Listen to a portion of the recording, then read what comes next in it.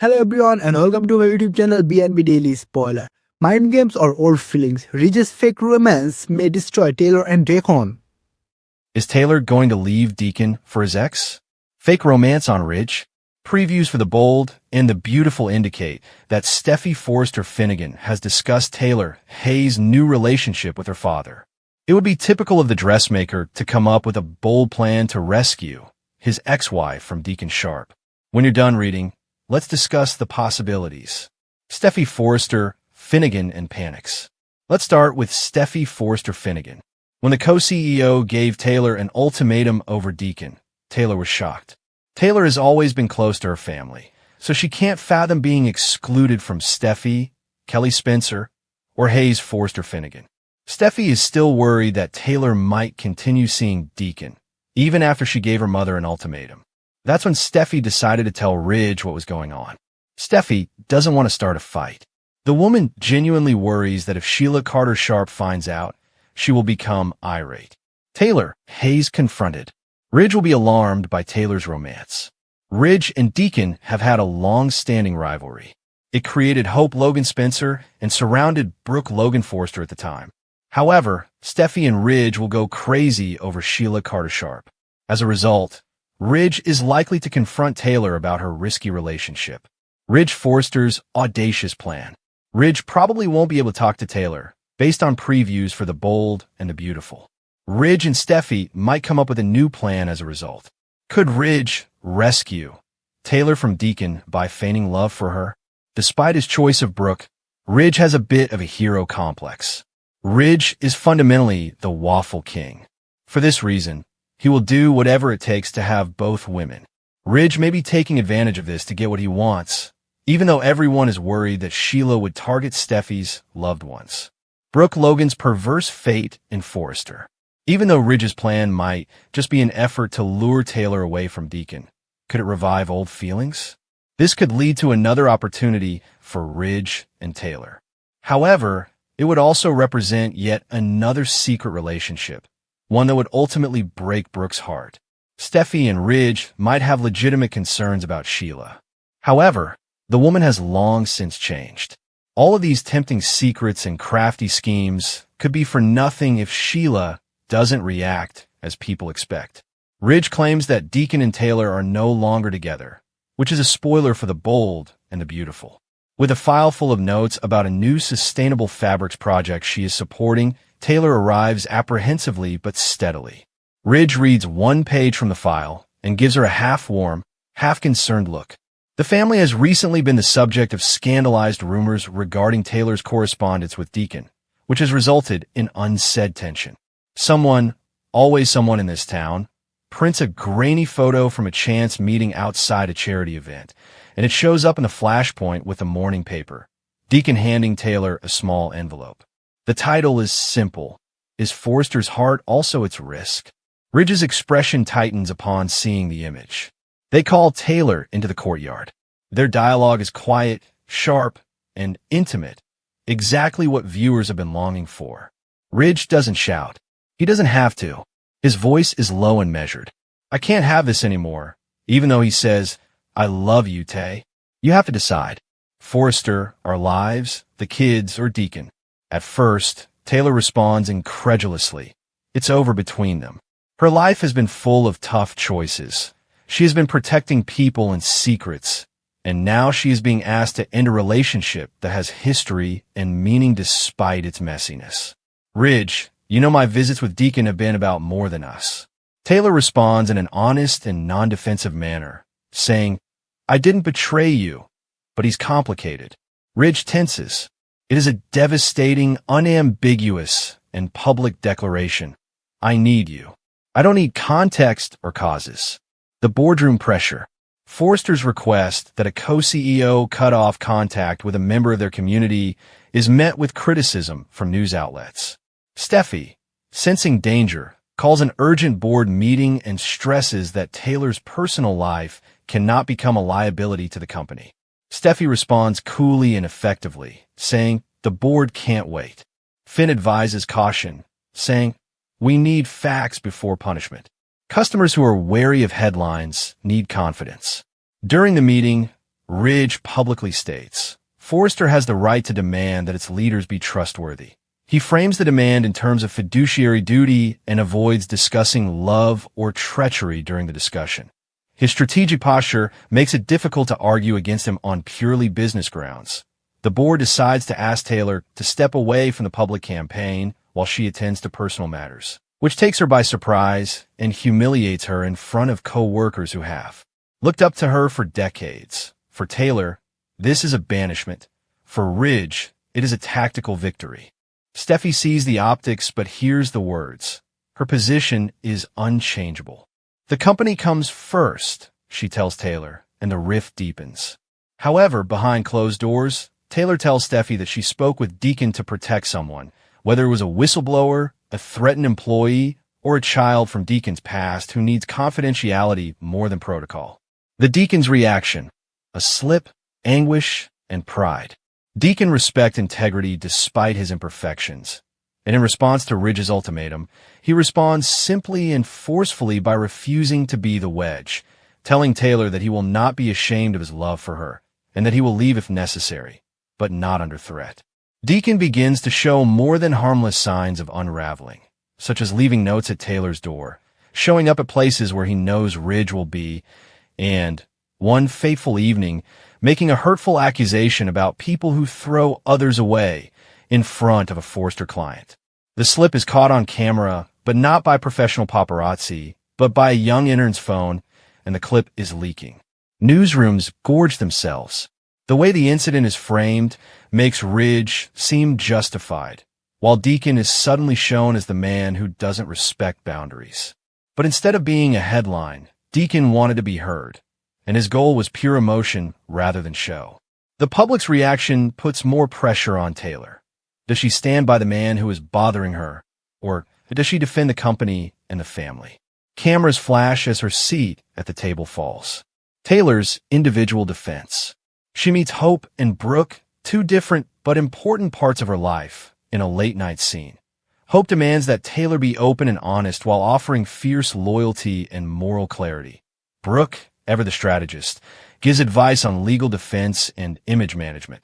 Taylor discloses that her conversations with Deacon were about protecting someone who was in danger, not about betrayal or self-enrichment. And she provides documents, contact logs, and even communications that show her secret. Attempts to protect an innocent person. Finn offers to have the documents checked by an outside investigator. Seeing the moves, Ridge can't be placated by formalities. In one particularly upsetting moment, Taylor tells Ridge about the difficulties of being a parent and the woman who has to deal with the harsh realities. She says she tried to save others without drawing them into the public chaos. But Ridge feels that even the proven innocence is outweighed by the psychological pain of secrecy, and he pleads for a new beginning. No more secret calls, no more late-night meetings. Taylor nods, but her expression says goodbye to more than just Deacon. It says goodbye to a way of acting that kept people safe. The battle, Ridge is taking it seriously. The three of them have their first public altercation as a result of Ridge's demands. Deacon shows up at a gathering of clients and civic leaders in Forrester, not as a provocateur, but because he wants to see Taylor. Ridge interrupts him in front of the guests and says, "This is the end of it. Avoid Taylor." Deacon answers immediately, "She knows why I'm here. If it makes me go away, I'll be gone." Taylor continues after listening to the discussion. She says, "I love you, Ridge," in a firm but restrained voice. "Deacon is someone I know, but this is where I stand." The cameras capture her taking Ridge's hand in an oath. Deacon's shoulders slump, and his face is a study in heartbreak. After backing off, he gives Taylor a benediction kiss on the forehead and turns to leave, a move that will haunt him for days. The public finds the gesture degrading, human, and modest. Deacon sees it as a subtle but deadly admission of love and separation, while Ridge sees it as proof that Deacon can show intimacy without making further claims. Whether the kiss was provocation or consolation will be up for debate, but for now, it appears to be a man giving up a fight he can't win. The aftershock, quiet renunciation, advice, and conjecture. The repercussions are immediate. Ironic titles are being used to circulate the image of the forehead kiss. Some commentators portray Taylor as manipulative, while others frame him as tragic. After seeing the damage to the brand, the board requests that Taylor's personal and professional responsibilities be formally separated. Taylor agrees to take a short vacation from her official duties. It's an emotional exile for the person who put so much effort into founding the company, as well as a calculated move to protect Forrester's reputation. At the same time, Deacon seeks legal counsel. He speaks to a pastor or mentor who offers a mirror instead of condemnation. He accepts the harsh fact that he loved someone deeply and desired to be a part of a life that wasn't really his. He freely chooses to cut himself off from Taylor's life in order to spare her further humiliation. The choice is both kind and tragic. Kindness, however, does not eliminate hostility. Deacon's friends claim that he was compelled to leave by a patriarchal order that empowered Ridge to decide a woman's destiny. That whisper will become a subplot when Deacon supporters argue that corporate interests shouldn't control love, especially messy love. The moral argument sustains the tension and divides the audience. Silent sabotage and open hearts. Deacon pushes away, but trouble simmers. Specific texts and ambiguous photos are leaked by a rival, opportunist, or former lover, suggesting that Taylor's secrecy extends beyond what she revealed. The purpose of these purposeful leaks is to reopen the wounds and exert pressure on a decision that seems more like manipulation than love. Ridge, weary but protective, hires legal counsel and calls for full transparency and public comments.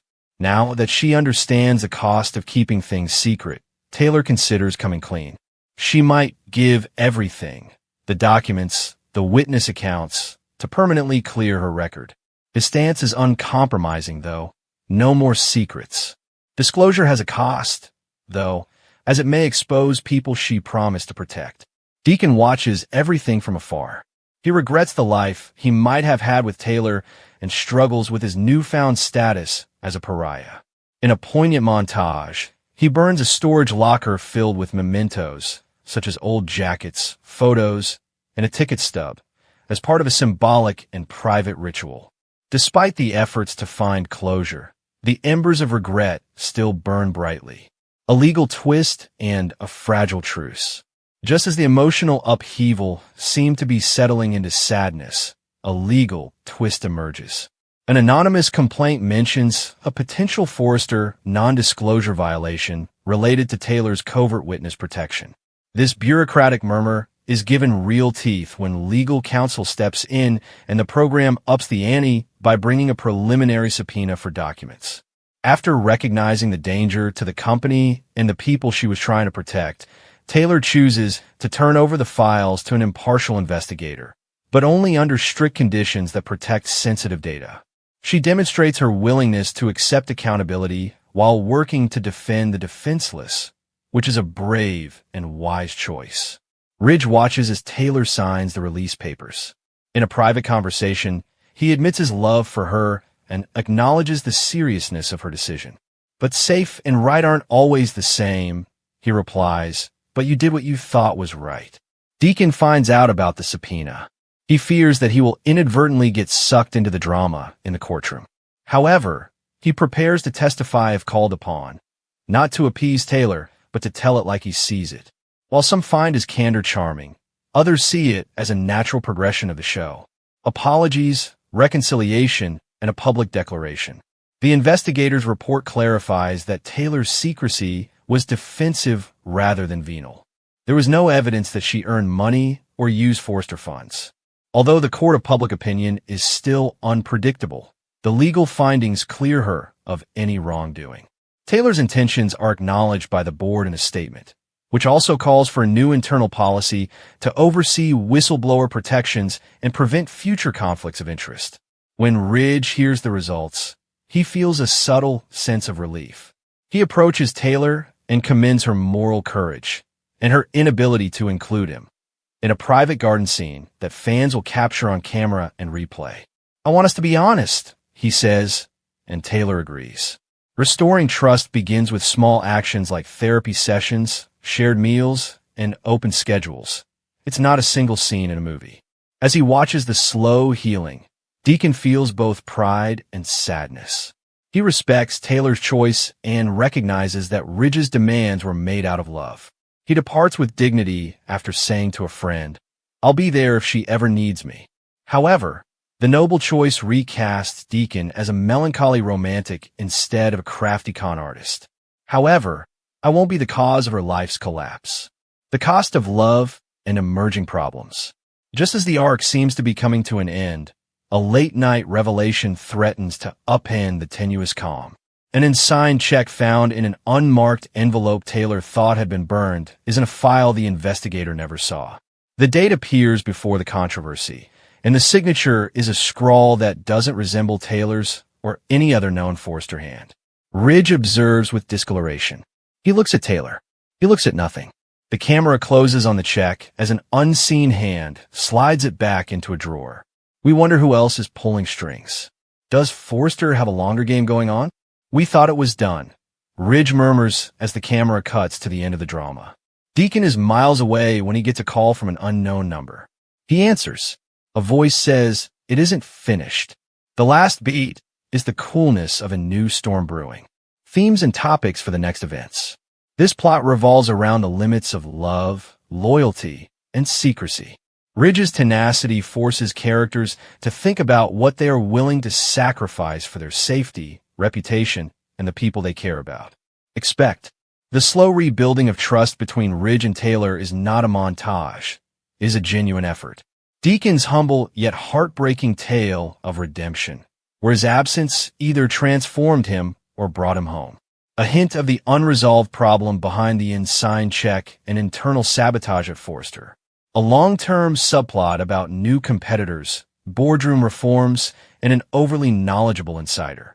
Minor reconciliations, challenging conversations, and the realization that love in this community often costs more than viewers expect are examples of emotional rewards that come from patience.